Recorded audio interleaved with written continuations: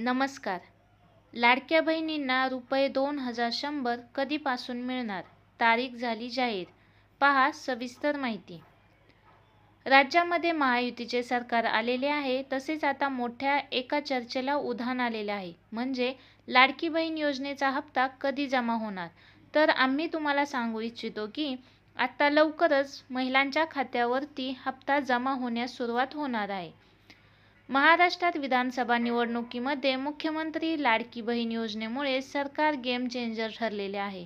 झालेल्या निवडणुकीच्या निकालावरून हे सध्या स्पष्ट झालेले आहे. राज्य सरकारने जुलै 2024 मध्ये अर्थमंत्री तथा उपमुख्यमंत्री अजित पवार यांनी विधानसभेच्या पावसाळी अधिवेशनामध्ये मुख्यमंत्री लाडकी बहीण योजना घोषणा केली होती. ही योजना तातडीने लागू करण्यात आली. या योजनेअंतर्गत पात्र महिलांना दर महिन्याला ₹1,500 देण्याची घोषणा करण्यात आलेली होती. त्यानुसार निवडणुकीपर्यंत या योजनेचे 5 हप्ते म्हणजे ₹7,500 पात्र महिलांच्या बँक खात्यात जमा करण्यात आलेले आहेत.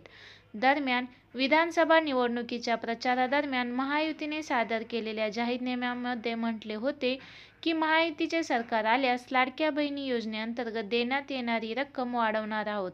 महायुती पुन्हा सत्तेत आल्यास महिलांना दर महिन्याला ₹2,100 दिले जातील.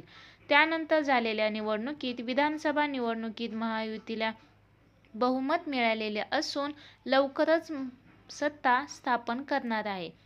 त्यामुळे मुख्यमंत्री माझी लाडकी बहीण योजनेचा पुढचा हप्ता कधी मिळणार याची प्रतीक्षा आता महिलांना लागलेली आहे. तसेच आगामी हप्त्याद्वारे ₹1,500 दिले जाणार की ₹2,100 दिले जाणार असा प्रश्न सध्या निर्माण झालेला आहे. तर आम्ही तुम्हाला सांगू इच्छितो की लवकरच तुमच्या खात्यावरती ₹2,100 देण्यात येणार अशी घोषणा मुख्यमंत्री एकनाथ शिंदे यांनी केलेली आहे. धन्यवाद.